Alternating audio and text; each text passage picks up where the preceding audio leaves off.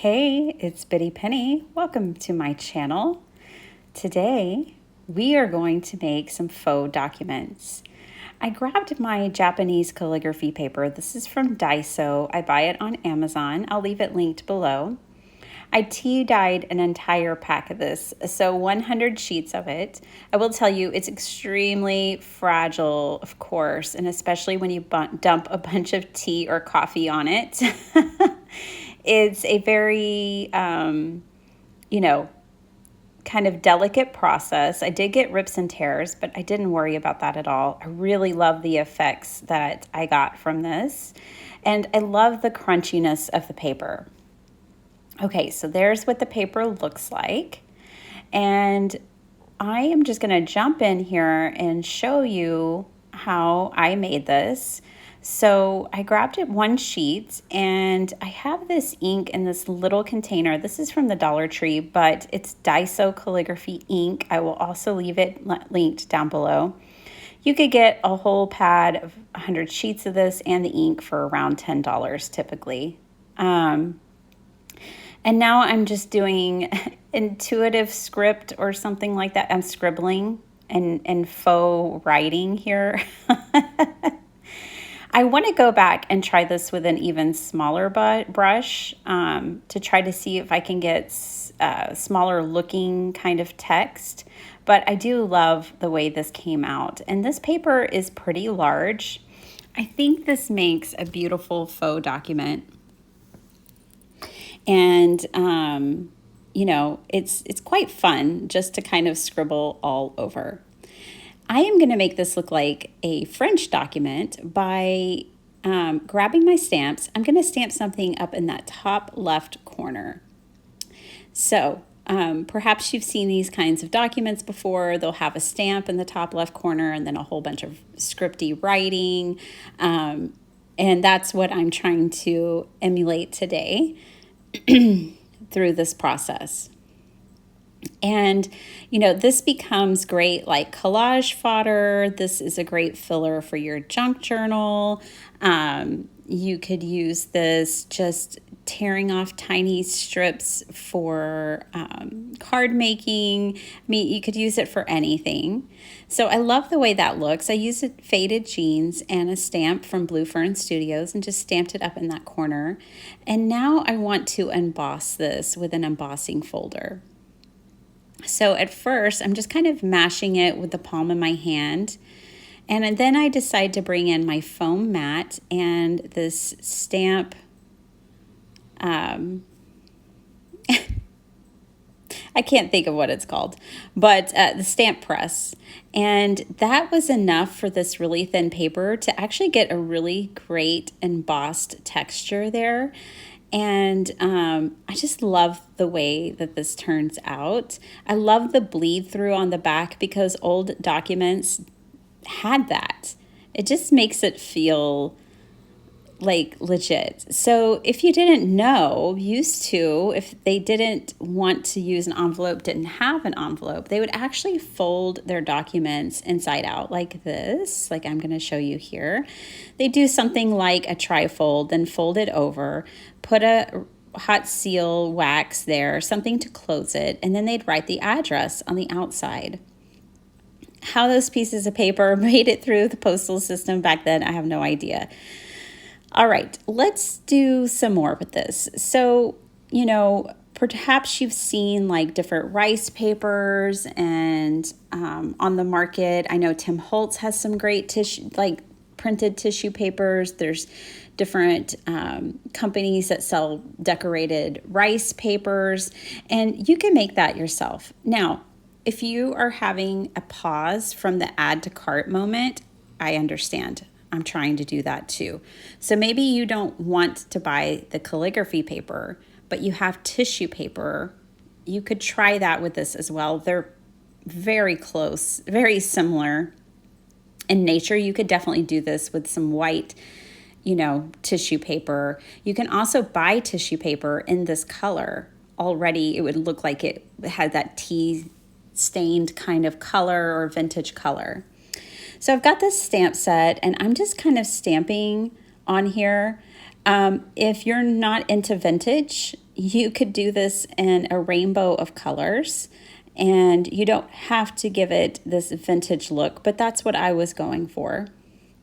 So I didn't even take my stamps off this acetate.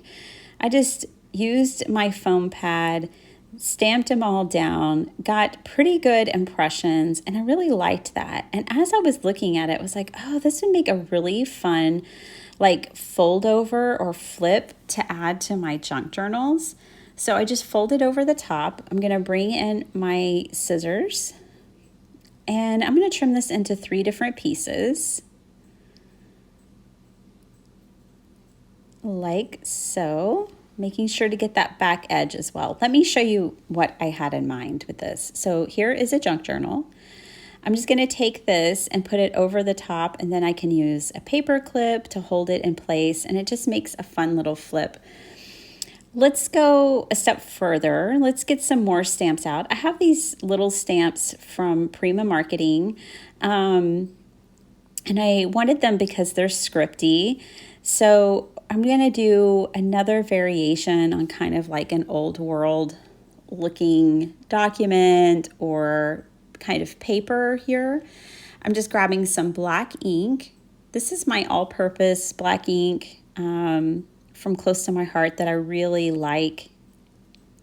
It works with alcohol markers and watercolor, and because I don't always know what I'm gonna throw at a card or a journal, I really like it because it kind of works with everything. It's an all-purpose ink. And I'm just taking these little stamps. They're basically like 2 inches by 2 inches. And I'm just randomly stamping these around my page. Again, this could be any kind of designed stamp in any color and theme that you choose. Now I'm bringing in this circle again, and I'm kind of just putting it where all of these meet. And it didn't get perfect impressions every time, and I'm not gonna worry about that at all. I bring back in my calligraphy ink and brush, and I'm just gonna do some more faux script to fill in the blank spaces. I could definitely see myself collaging with this paper.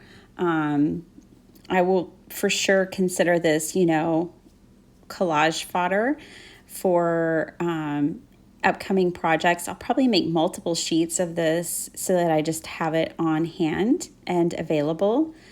It's fun to make these kinds of papers and just use bits and pieces and bring them together in a whole new project. Plus, if you just like getting messy or having fun, this is a very freeing kind of project. Now, I also wanted to stamp some images on this as well. So I'm going to use this stamp set again. I'm just going to use these flowers here. And I absolutely have fallen in love with gray ink on tea-dyed paper or coffee-stained paper. It's just a color combination that I've really grown to love. And so that's what I'm doing here. I believe I'm using Hickory Smoke Distress Oxide, and I'm using that to stamp out this flower image. I did go ahead and bring in my foam mat again. I hope you guys enjoy this idea, that you'll give it a go. Again, if you don't have the calligraphy paper, try it on tissue paper. And if you want tissue paper or the calligraphy paper, I definitely recommend to grab some. I love it for jelly printing, and now for making my own decorative tissue. You could even do a project like this for actually adding like tissue to a gift bag or to wrap something in. I'm going to, again, hand emboss this paper. So I'm bringing in the same embossing folder, and then my stamp press, and I'm just pressing that out a few times, and it just embossed it so beautifully. I'm not going to do the whole sheet. I'm just kind of doing a couple of spots on the bottom, one in the top middle. And I just think it's the perfect finishing touch for this sheet of paper. You could put splatter on here. I could see myself splattering like rusty hinge or something to it. Oh, I just think it's so beautiful. I wanted to give you a couple of other ideas for it as well. You could also take a sheet and use a brayer and brayer ink on it if you want that color, but you don't want a tea dye. This is another idea that I had. So I love the Tim Holtz ink brayer. I don't think that there's another one that works as well with ink as Tim's does. So now this piece is tea dyed, obviously, but I brought in some vintage photo. And I'm just going to kind of brayer that on here. You could do that and leave it just as is. If you had white or if tissue paper, this is how you could add color to it. Or if you just want to distress the edges, something like that. I'm going to now do it with the hickory smoke so you can see what that looks like. And again, I'm just trying to give you like a few ideas of ways to get a similar effect, maybe with different techniques. I decided to bring in this bottle of water and I'm going to kind of do this like pouncing technique here between the sheet of paper and the mat. Again, I have to be very careful because this paper is extremely fragile. But it was a way for me to work the ink into the paper. Thanks so much for watching, you guys, and I'll see you next time. Bye.